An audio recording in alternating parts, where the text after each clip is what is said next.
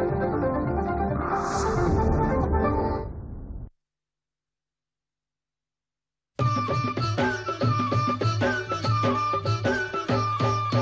काळी आई धनधान्य देई, ही काळी आई धनधान्य देई. जोडते मनाची नाती आमची माती, आमची माणसं, आमची माती, आमची माणसं, आमची माती, आमची माणसं, आमची माती, आमची माणसं, आमची माती, आमची माणसं.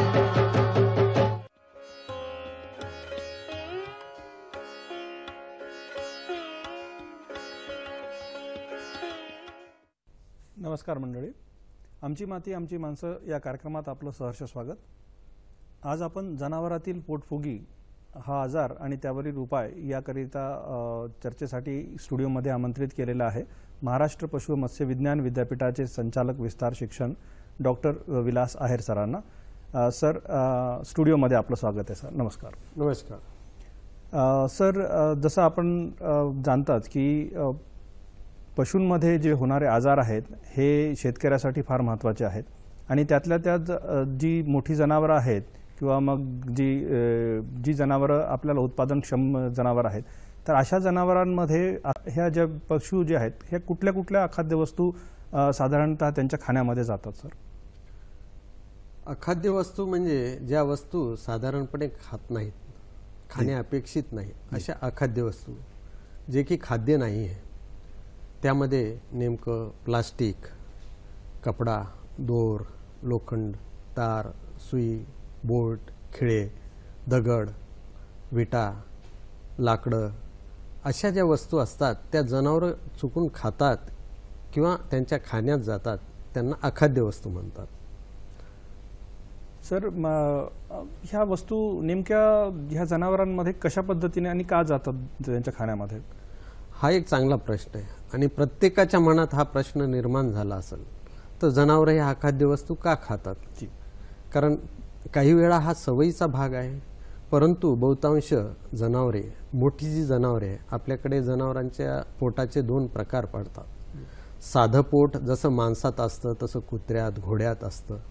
त्याचप्रमाणे रवंत करणाऱ्या जनावरांचं पोट, त्याच्या पोटाचे 4 कप्पे असतात.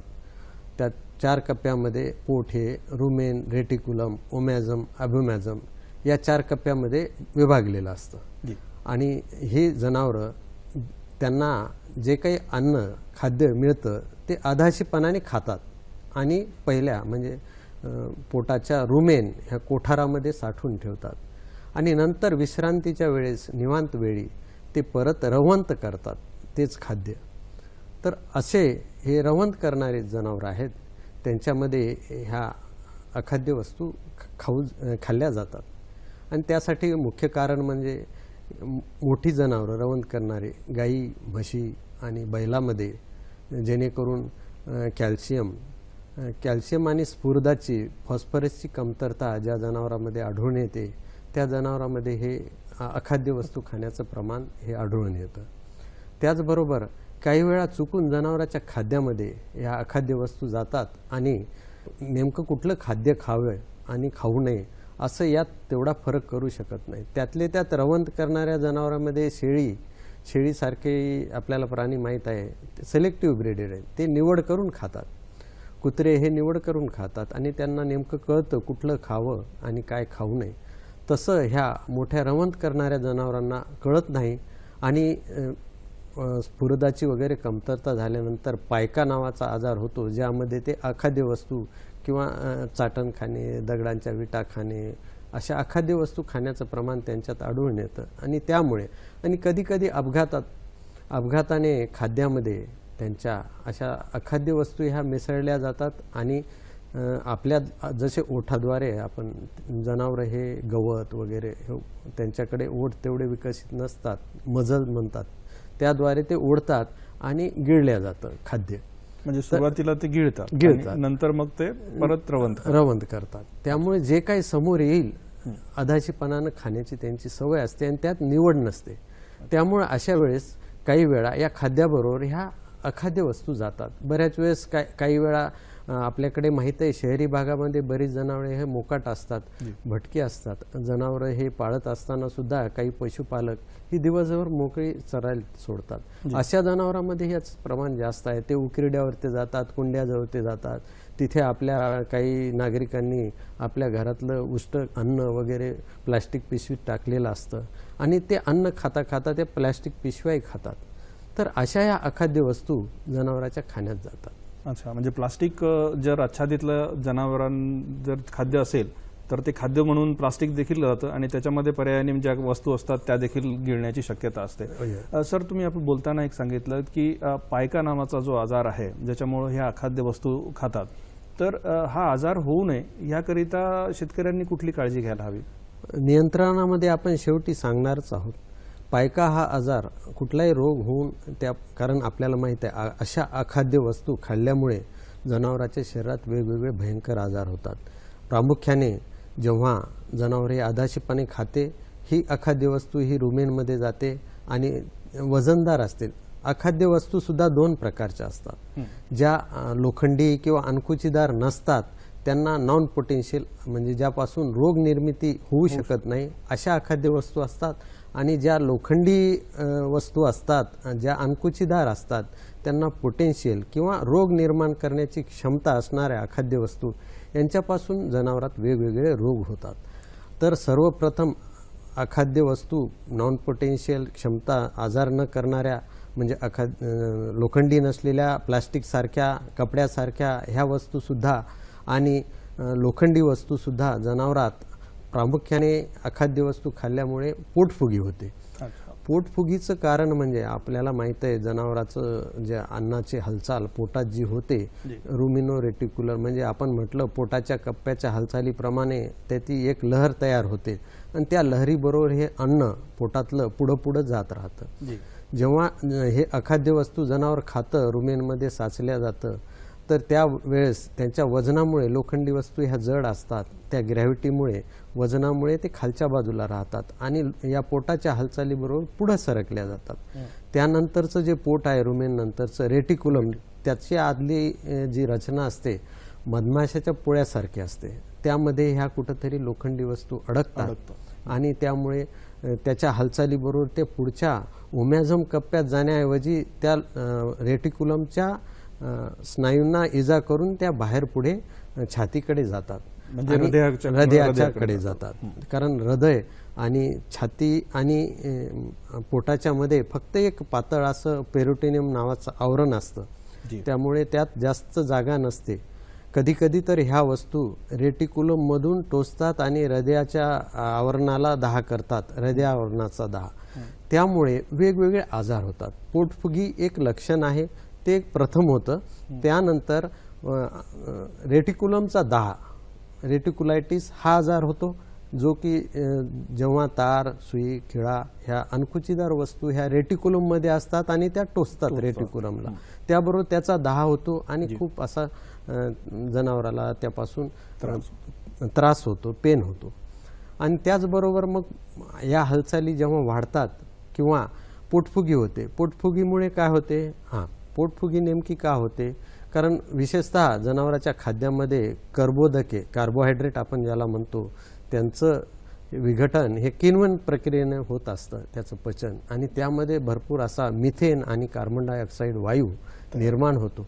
आणि असा वायू निर्माण झालेला या लोखंडी वस्तूमुळे अखाद्य वस्तूमुळे किंवा प्लॅस्टिक वगैरे साचल्यामुळे पोटाची हालचाल कमी झाल्यामुळे तो वायू तिथेच राहतो आणि अडकल्यासारखं अन्ननलिकेत कुठं झालं, समजा अन्ननलिकेत काही अखाद्य वस्तू अडकली किंवा आतड्यात अडकली तर हे वायू बाहेर पडत नाही आणि हा वायू सहसा बाहेर पडण्यासाठी तोंडावाटे म्हणजे ढेकर दिल्यासारखा किंवा इतर मार्गाने म्हणजे गुदद्वारावाटे हा वायू बाहेर पडतो. परंतु जिथे अन्ननलिकेत अडथळा या पूर्ण पचन संस्थेमध्ये आला तर हा वायू बाहेर पडत नाही, तो पोटात साचला जातो आणि पोटफुगी पोटफुगी होते. होते. तर हे सर्वप्रथम लक्षण आपल्या जनावरांनी अखाद्य वस्तू खाल्ल्याचं हे आपल्याला आढळून येतं. सर, प्रामुख्याने ज्याची लक्षणं म्हणतात तर ती कोणती लक्षणे आपल्याला दिसतील? म्हणजे जसं जनावर खातं तर तेव्हापासून ते जनावरांच्या पोटामध्ये, जसं तुम्ही आता सांगितलं की रुमेनमध्ये आणि आतड्यांमध्ये देखील,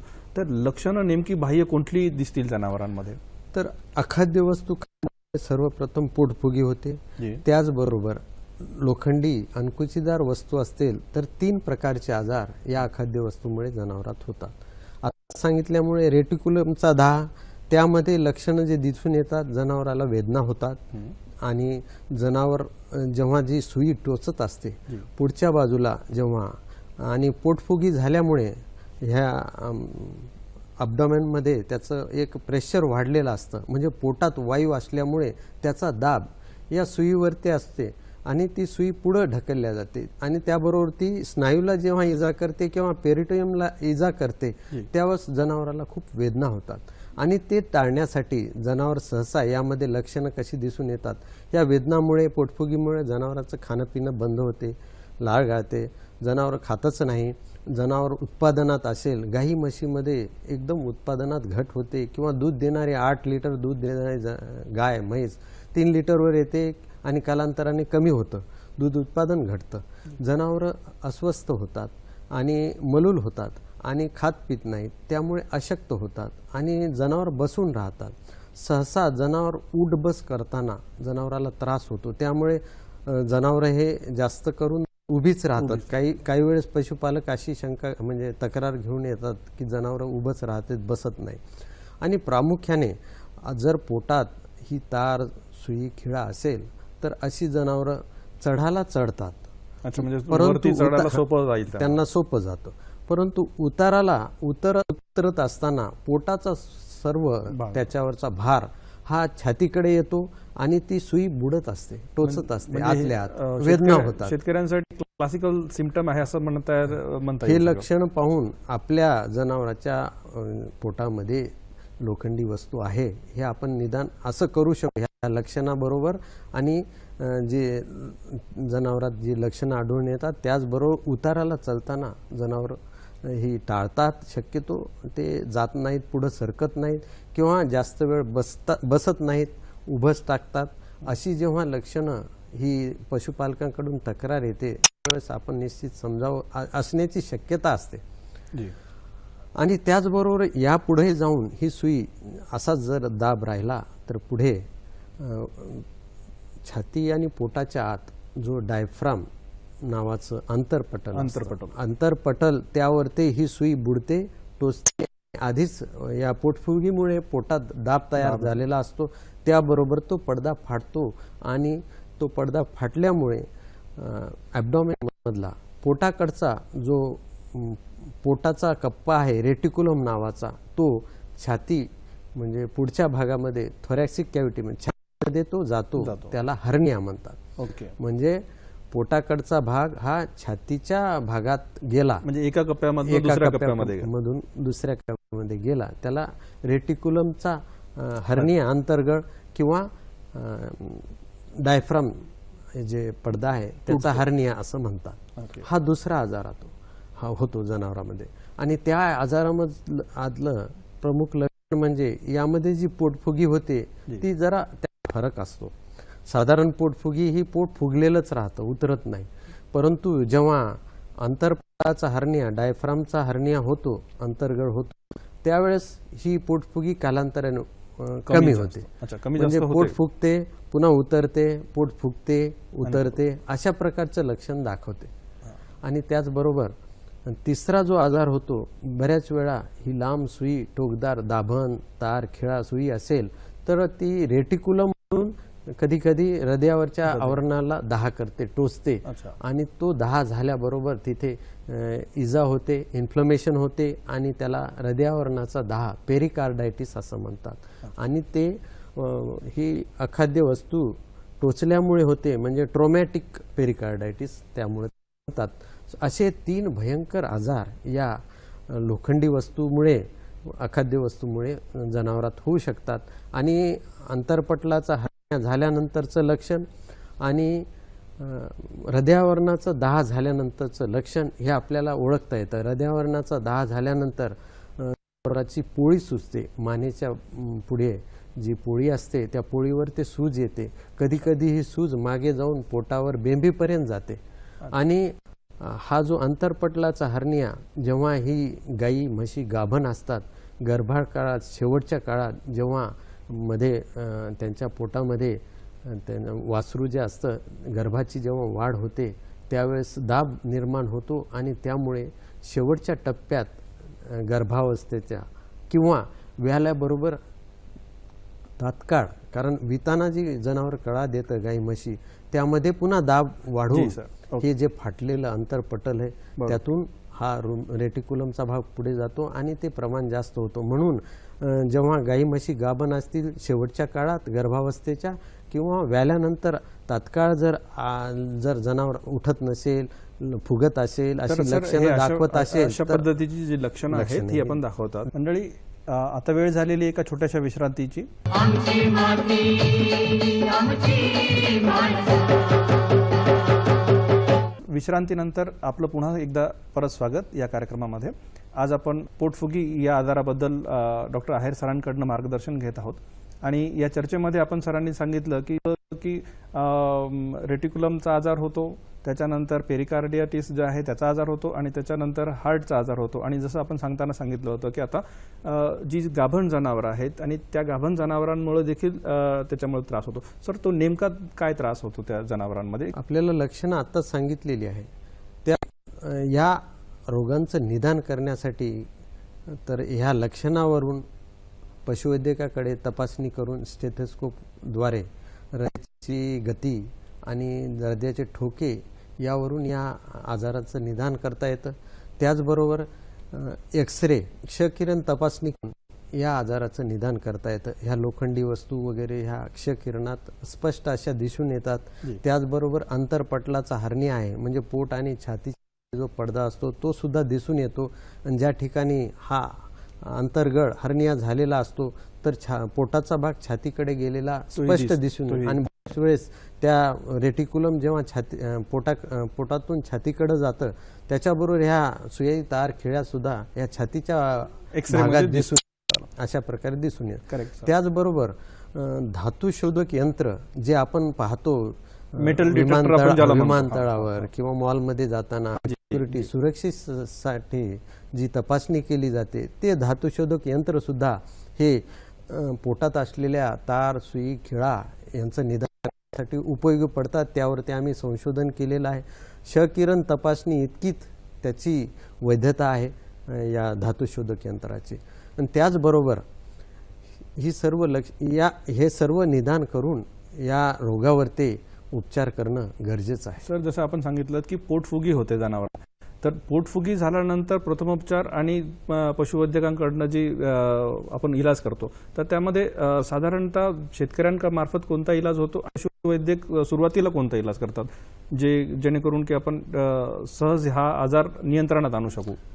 चांगला प्रश्न विचारला. कारण अखाद्य वस्तूमुळे तर इतर कारणामुळे सुद्धा पोटफुगी होते. बऱ्याच वेळेस खाद्यात अचानक बदल झाला, पावसाळा झाला, 1 महिन्यानंतर सगळीकडे हिरवं झालं, अचानक हिरवं प्रमाणात हिरवं खाण्यात आलं तर जनावराला पोटफुगी होऊ शकते.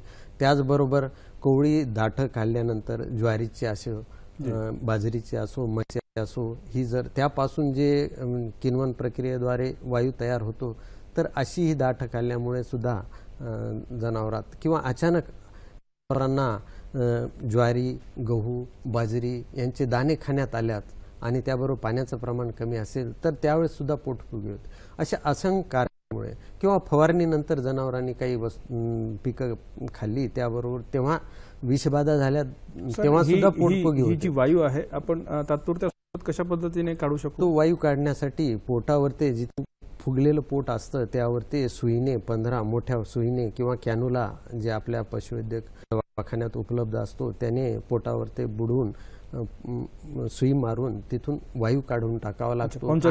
आणि त्या सुईद्वारे पोटामध्ये औषध सोडता येतं. पूर्वी ॲक्सिटेट्रासायक्लिन सोडायचे. जुजबी असेल तर अशी पोटफुगी राहील, परंतु आपण म्हटल्याप्रमाणे अखाद्य वस्तू, लोखंडी सुई, खिळा असेल तर पोटावरची शस्त्रक्रिया, रुमेनाटॉमी नावाची शस्त्रक्रिया करावी लागते. शस्त्रक्रिया पोटाची करून सर आपण रुमेनाटॉमी जे सांगितलं अर्थात ते महत्त्वाचं आहे. आणि जसं आपण सांगितलं की आपण सुरुवातीला जो जी हवा आहे ती काढणं गरजेचं आहे. मंडळी, आता वेळ झालेली एका अशा विश्रांतीची. आमची माती आमची माणसं. विश्रांतीनंतर परत आपलं इथे स्वागत आहे. आपल्यासोबत आहेत विस्तार शिक्षण संचालनालय संचालक डॉक्टर विलास आहेर सर, आणि आपण पोटफुगी या आजाराबद्दल बोलत आहोत. तर सर, पोटफुगी या आजाराचं जसं आपण सर्व पद्धतीने करतो, कशा पद्धतीची त्याची सिम्पटम्स असतात हे सांगितलं. तर जाता जाता शेतकऱ्यांना आपण त्याची ट्रीटमेंट आहे, जी शस्त्रक्रिया आहे ती कशी पद्धतीने होते, आणि ती शस्त्रक्रिया कंप्लीट झाल्यानंतर काय काळजी शेतकऱ्यांनी?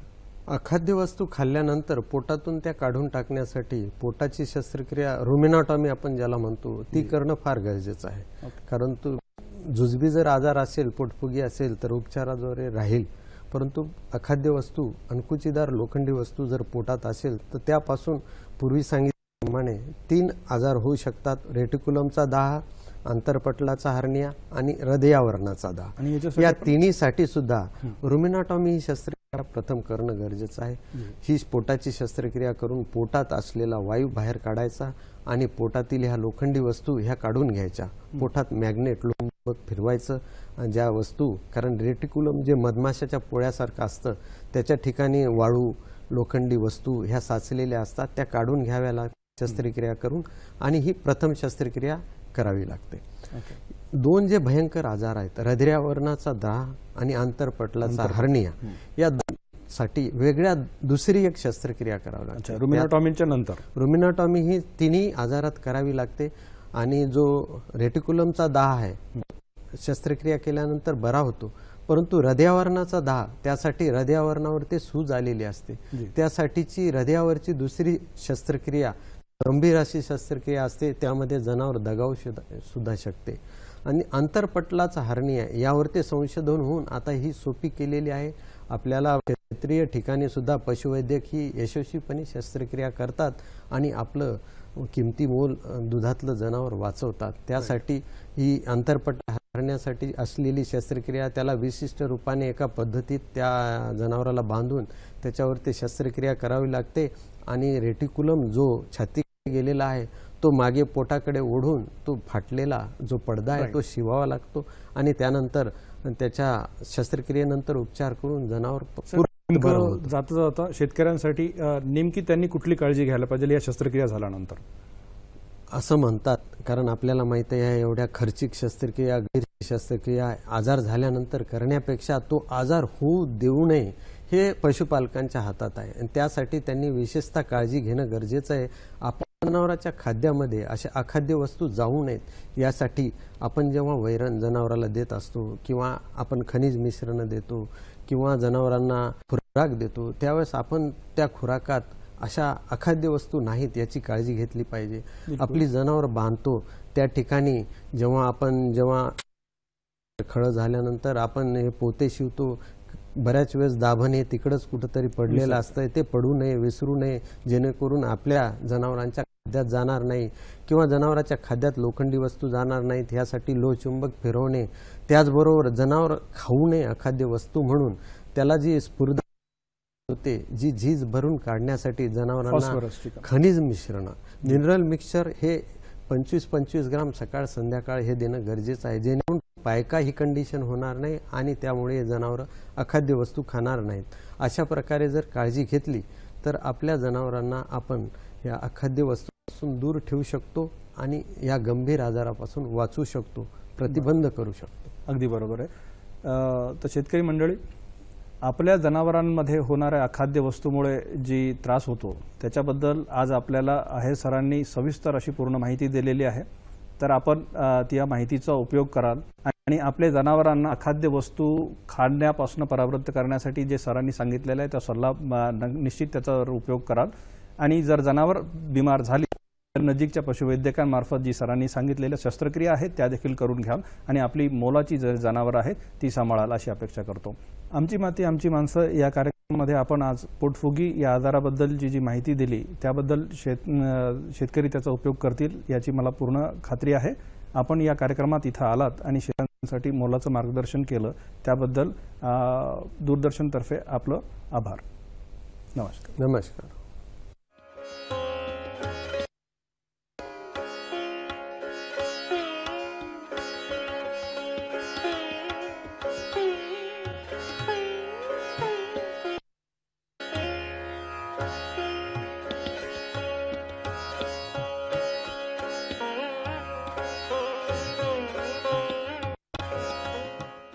दूरदर्शनच्या सह्याद्री वाहिनीवरच्या कृषी विषयक कार्यक्रमांबद्दल आपल्या प्रतिक्रिया, शेतीविषयक आपले प्रश्न आणि कृषी तंत्रज्ञानावर आधारित आमच्या कार्यक्रमांमध्ये आपल्याला कशा स्वरूपाचे बदल अपेक्षित आहेत याबद्दल आम्हाला अवश्य कळवा.